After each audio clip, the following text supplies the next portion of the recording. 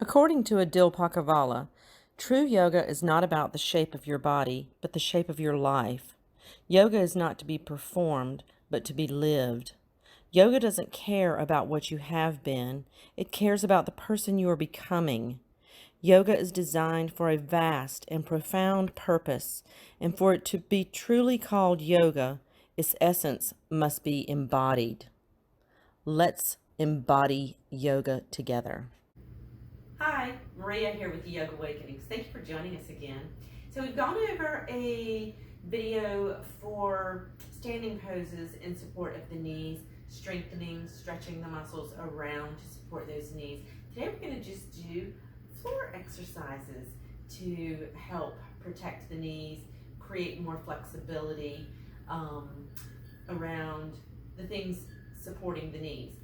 The hips tend to be one of the main areas where we have tightness and tension that can create problems for the knees. So we'll be focusing mostly on the hips today, even though this is a sequence for the knees themselves. So it's going to be somewhat of a preparatory Padmasana or Lotus pose exercises, but good for anything every day, especially if you have tight hips or painful knees. So we'll begin by coming on to your back body, and we'll do the eye of the needle. So lie on the back, cross the right ankle over the left knee, draw the left knee into the chest. You can clasp the hands behind that left thigh and pull that left thigh in towards the torso as much as is comfortable for you, right? Now, very important to flex the toes of the right foot towards the knee as much as you can, and that helps protect that knee when it's in any kind of a compromised position. And then if you want to get a little bit more opening in the outer right hip, you can press that right elbow into that right knee, getting a little bit deeper stretch. Now, if at any time throughout this practice you feel knee pain, obviously lighten up out of it just a little bit. The number one rule, in yoga is ahimsa, do no non-harming. So if it hurts, don't do it. That's your body saying, nay, nay, I don't like this. Don't do this to me. Oh, but this can be a very enjoyable pose, especially like at the end of the day, if you've been on your feet or sitting at your desk for a long period of time. So let's switch sides. Release the right, cross the left ankle over the right knee, flex those left toes up towards the knee, and then interlace the fingers behind that right thigh, drawing the right knee as close to the chest, torso, chin, head, whatever you want to call it, as you can. And then if you want to just press that left elbow into that left knee, getting a little bit deeper opening in that whole left hip, creating space for the knee. Enjoying this little warm-up. Speaking of warm-up, if you haven't watched our morning series, great way to start or end your day. Also great for warming up for any of the yoga poses that we go over. So to sit up, you always want to roll over onto the side, use those powerful arms and hands to come up to a seated position. We'll go right into Janu Sirsasana. So you'll extend the right leg out onto your mat, bring the left foot to the inner right thigh, and setting up for the pose, you can bring the right hand behind you to help you lift the spine, and then help you hinge from the hips to reach for that foot. So if you're super flexible in the whole back of this right leg, as you keep that right leg firmly engaged, grounded on your mat, and you can hinge forward a little more, then you'll clasp both hands at the foot. You can always use your strap. If you're super tight, use your strap around that foot to help you move forward into the pose. So this is just a support the low back, you don't want to be rounding down like this, right? You want to think about keeping that concavity in the spine so that you're hinging at the hips to get that length in the whole back of the leg. So you can begin to feel the muscles of the calf, especially if you're pulling those toes back. Feel the stretching in the calf. When the calf is tight, pulls on the knee. When the hamstring is tight, pulls on the knee. So we're creating more and more space for the knee, right? And then slowly walk the hands back up. Let's do the other side. So extend the left leg out onto your mat. Bring the right foot to the inner left thigh. You can bring the left hand behind you to help straighten. So ideally you want the sternum to line up with the knee, right? The extended knee. Inhale, lengthen, and exhale, hinge forward. So you can keep the hands behind you. You can utilize that strap that we did earlier. Whatever is in your wheelhouse, right? So just because we're opening and creating space for the knees doesn't mean we want to injure anything else in the process. So listen to your body. Do what feels good for you today. And some of you may be way more flexible than me and can just flop right down on that leg. If that's in your wheelhouse, then do you. Keep the left thigh firmly engaged. Reach through the heel, drawing the toes back slightly, so that, or at least the ball of the foot back, so you can get the stretch in the whole back of the leg. Beautiful. And then walk the hands back up. Extend that right leg out again. So this time we'll bring the left foot onto the top of the right thigh. To warm that hip up a little bit, you might want to just rock it side to side. If you can get the foot into the crook of the elbow and hug that leg in. Again, if this hurts anything, don't do it. Rock-a-bye, baby. Just kidding. So, loosening that hip up, loosening that knee up to bring the left foot onto the top of the thigh in towards the belly. So from here, you can reach around and clasp the big toe with the left hand. If that's in your wheelhouse, that may not be in your wheelhouse today. You can always use the strap around that left ankle and reach for the strap. And then you'll hinge forward over that right foot. So again, this is all Padmasana prep, right? Lotus pose prep.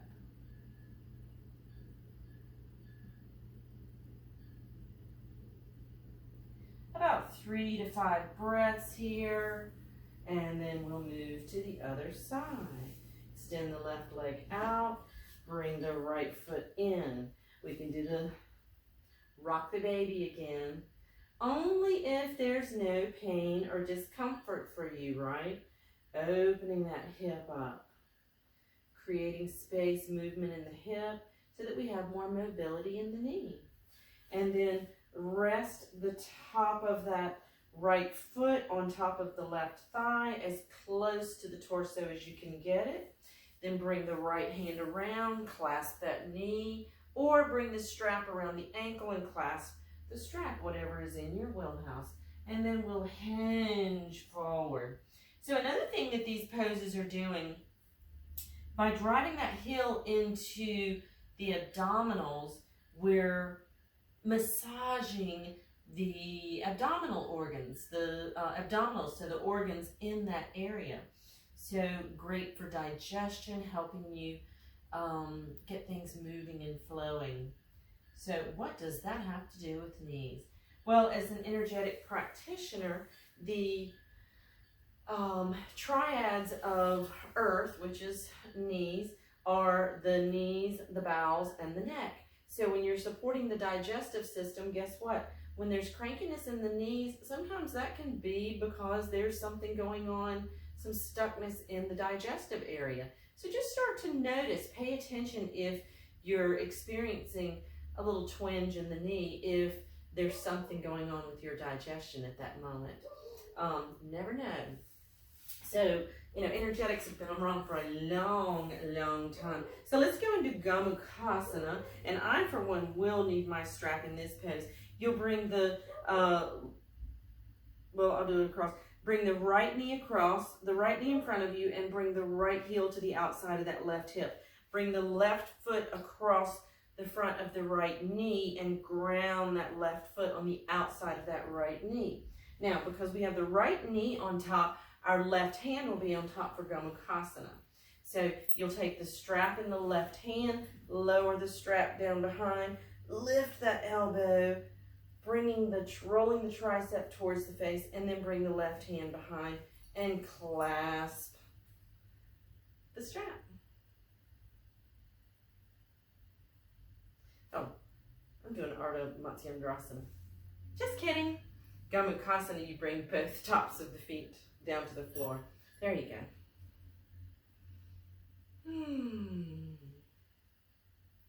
So feeling the outside of that left hip opening, right? Feeling that space. Shoulders are opening, the hips are opening. And then release.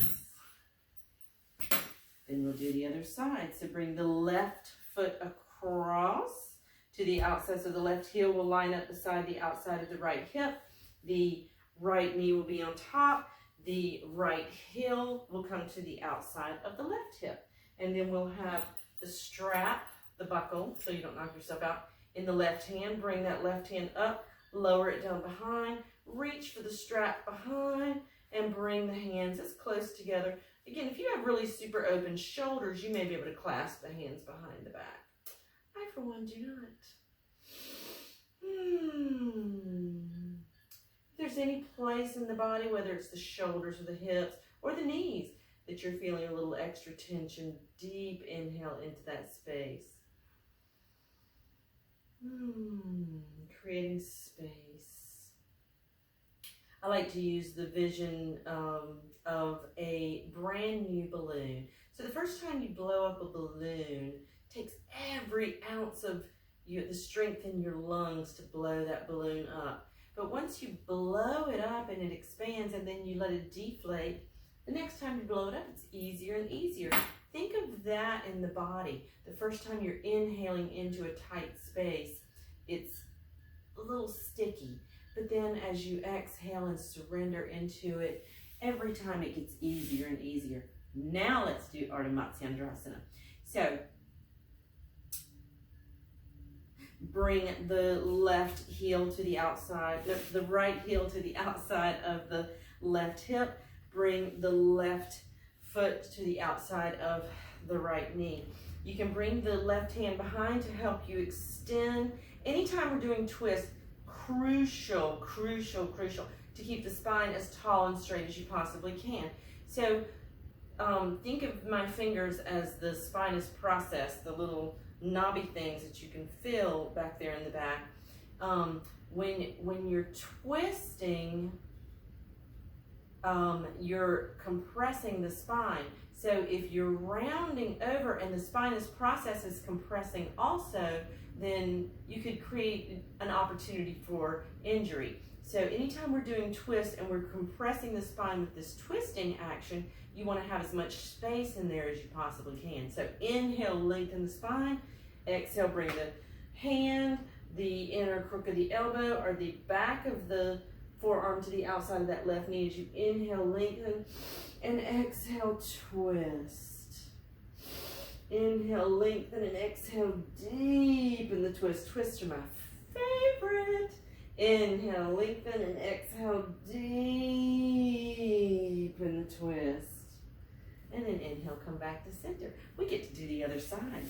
So bring the left knee down onto your mat. Left heel is lined up with the right outer hip.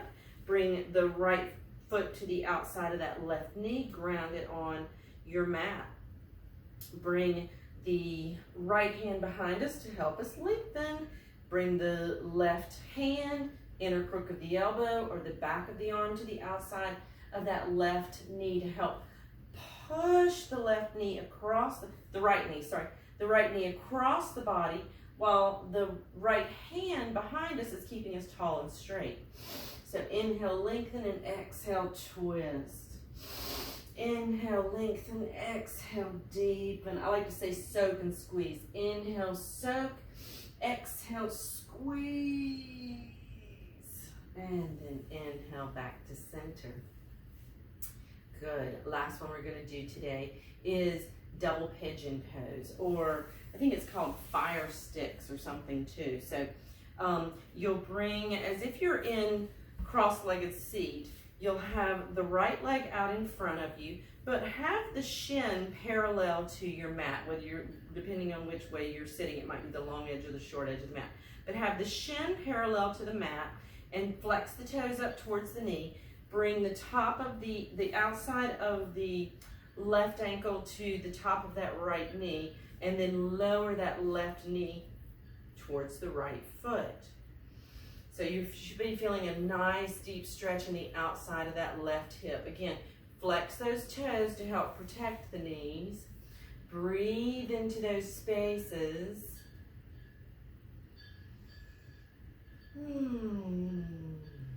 Enjoy the opening, the surrendering.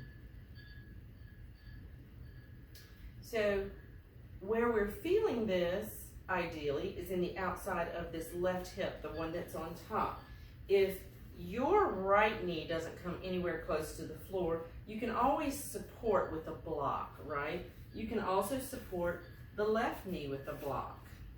So if hanging out here, allowing, surrendering things into the pose becomes ouchy for you, then support. Use your tools. This is why we utilize, this is the reason we have in Iyengar Yoga props, tools, bolsters, blocks, straps for protection.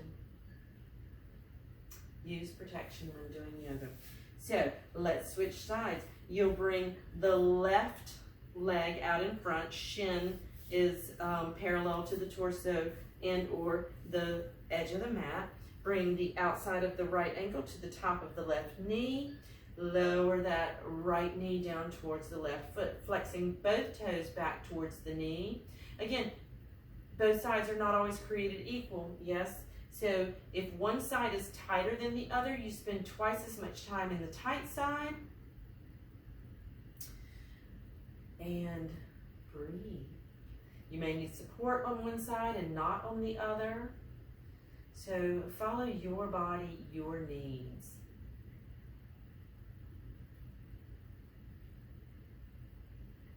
So we'll hang out here again for about 3 to 5 breaths. And then if you're ready to go ahead and move into Lotus pose, Padmasana, let's do so. So again, open that hip up. You'll bring one foot to the inside of, on top of the other. So I'm doing the right leg. So we'll bring the right foot to the inside of the top of the left thigh, and then bring the left foot to on top.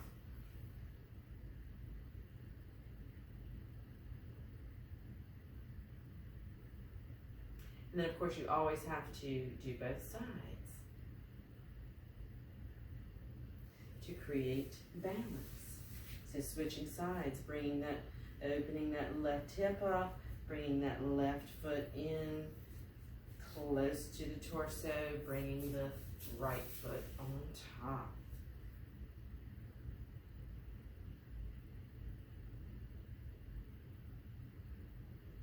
You could always do just a half Lotus pose. If doing a full Lotus pose is not in your wheelhouse today, do a half Lotus pose. Thank you so much for joining us again today. Please consider subscribing to our channel, sharing the videos with all of your friends and family, and commenting. We look forward to continuing to practice yoga with you, becoming the embodiment of yoga. Namaste.